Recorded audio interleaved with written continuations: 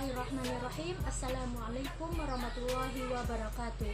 Alhamdulillahirabbil alamin, wassalatu wassalamu ala asrofil anbiya'i wal mursalin wa ala alihi wa sahbihi ajma'in, amma ba'du.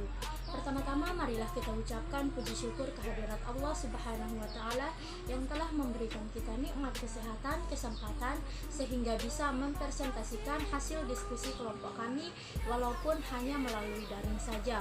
Kedua kalinya tak lupa kita haturkan salawat serta salam kepada junjungan alam baginda Nabi besar Muhammad Sallallahu Alaihi Wasallam yang telah membawa kita dari alam kegelapan menuju alam yang terang benderang, yakni minaz zulumati ila nur.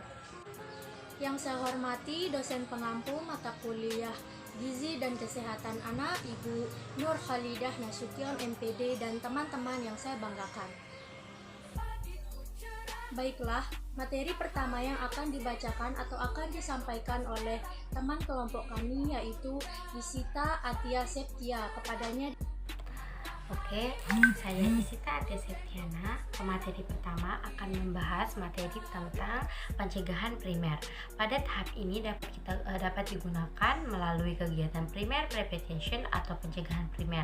Pencegahan primer ini dilakukan dengan terhadap fase yang terjadi atau penyakit yang terjadi dalam fase di mana sebelum sakit atau ketidakfungsian yang diaplikasikan dalam populasi sehat pada umumnya.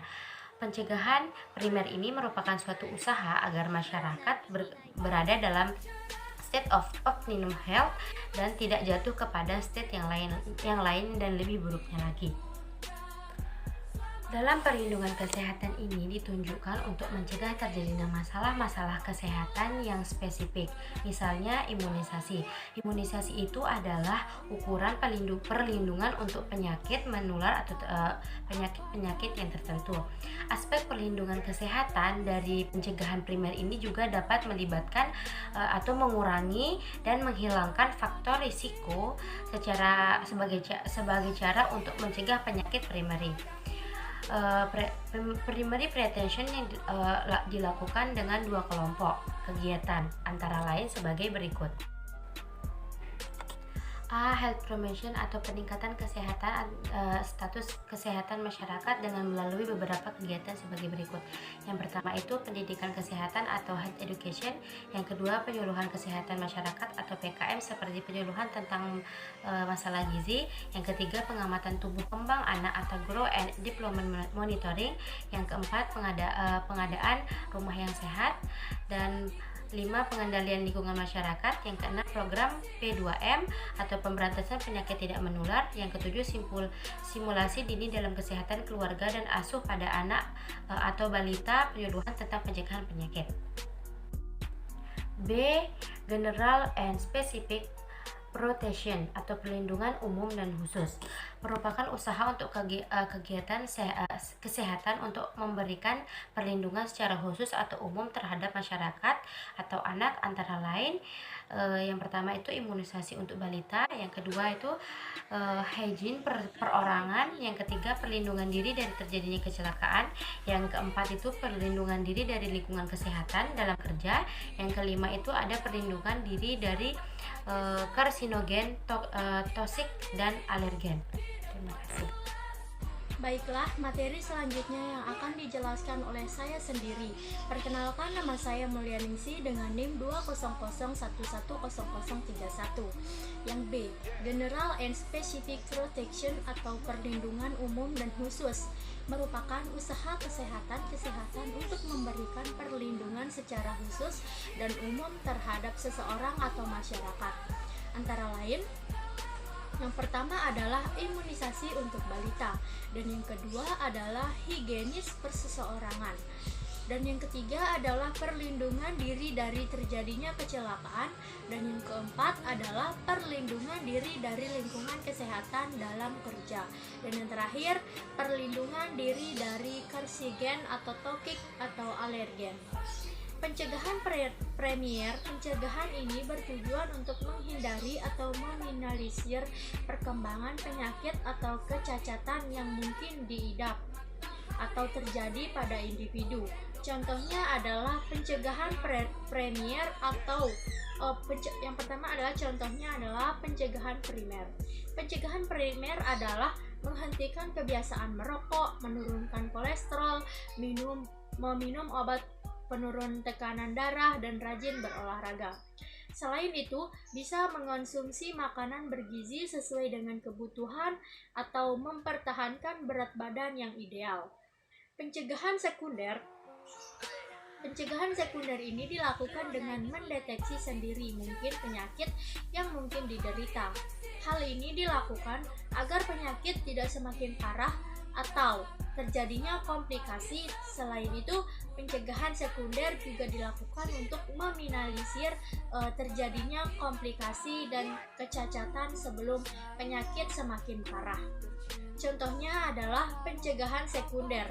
Pencegahan sekunder adalah melakukan pemeriksaan secara mandiri atau ke dokter untuk individu yang mempunyai gejala penyakit kronis. Bisa juga dibaca pada pembelajaran aktivitas fisik pencegahan tersier. Pencegahan tersier bertujuan untuk mengurangi berbagai dampak negatif yang mungkin terjadi dari suatu penyakit. Pencegahan ini juga dilakukan untuk meminimalisir komplikasi dan meningkatkan kualitas hidup penderita penyakit.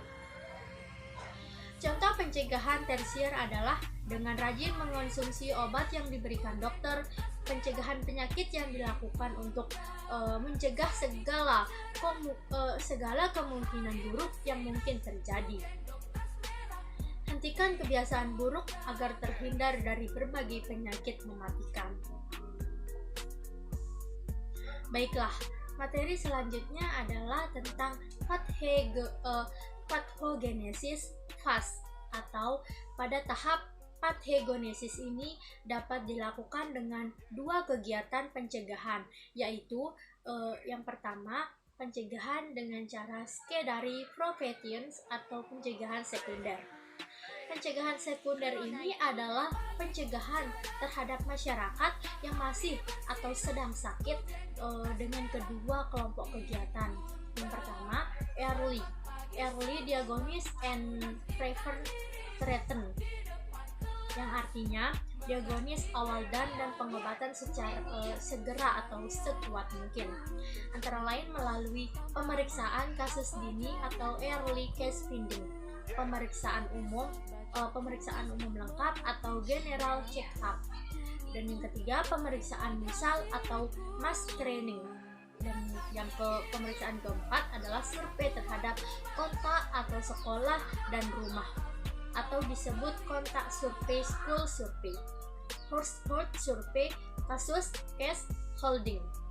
Pengobatan dengan kuat atau adequate treatment. Dan materi yang selanjutnya adalah disability elimination, pembatasan kecacatan atau penyempurnaan dan intensifikasi terhadap lanjutan pencegahan komplikasi, perbaikan fasilitas kesehatan, penurunan beban sosial penderita, dan lain-lain. Pada pencegahan level ini menekankan pada upaya penemuan kasus secara dini atau awal dan pengobatan tepat atau early diagnosis and prevention, atau pencegahan sekunder ini dilakukan mulai saat fase pathogenesis atau masa inkubasi, yang dimulai saat bibit penyakit masuk ke dalam tubuh sampai saat timbulnya gejala penyakit atau gangguan kesehatan. Diagnosis ini dan intervensi yang tepat untuk menghambat prophylaxis atau proses perjalanan penyakit hingga akan dapat memperpendek waktu sakit dan tingkat keparahan atau keseriusan penyakit. Baiklah, materi selanjutnya adalah tentang tertiary prevention atau pencegahan tersier. Pencegahan tersier ini adalah usaha pencegahan terhadap masyarakat yang setelah sembuh dari sakit serta mengalami kecacatan antara lain. Yang pertama, pendidikan kesehatan lanjutan. dan yang kedua terapi kerja atau work therapy, yang ketiga perkembangan rehabilitasi sosial, dan yang keempat penyadaran terhadap masyarakat, dan yang terakhir lembaga rehabilitasi dan partisipasi masyarakat. Upaya pencegahan tersier dimulai pada saat cacat atau ketidakmampuan terjadi penyembuhan sampai stabil atau menetap atau tidak dapat diperbaiki atau irreversible. Dalam pencegahan ini dapat dilaksanakan melalui program rehabilitasi untuk mengurangi ketidakmampuan dan meningkatkan efisiensi hidup penderita.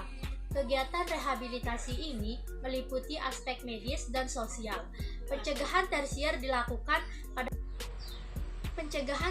dilaksanakan pada fase lanjut proses patogenesis suatu penyakit atau gangguan pada kesehatan.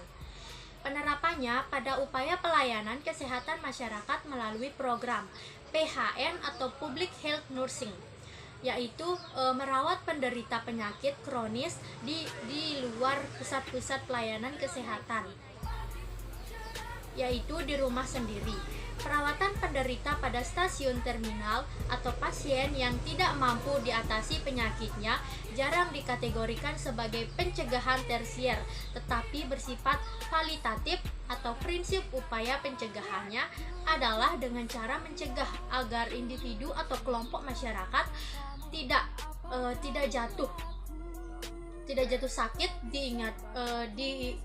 diiringkan gejala penyakitnya atau akibat komplikasi sakitnya, dan diingkatkan fungsi tubuh penderita setelah perawatan dilakukan rehabilitasi sebagai tujuan pencegah tersier lebih dari upaya untuk menghambat proses penyakitnya sendiri, yaitu mengembalikan individu kepada tingkat yang optimal dari ketidakmampuannya. Jadi, pencegahan pada tahap patogenesis ini dimaksud untuk memperbaiki keadaan masyarakat yang sudah jatuh pada tahap sakit ringan, sakit, dan sakit berat agar dapat mungkin kembali ke tahap sehat optimal.